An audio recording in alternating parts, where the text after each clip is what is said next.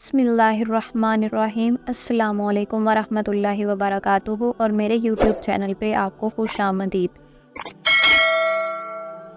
پیاری بہنوں اور پیارے بھائیوں، کس قدر افسوس کی بات ہے کہ ہمارے گھروں میں 5 قرآن پاک پڑے ہوتے ہیں جو نہ جانے کتنے دنوں سے بند پڑے ہوں گے، کسی نے ان کو ہاتھ تک نہیں لگایا ہوگا۔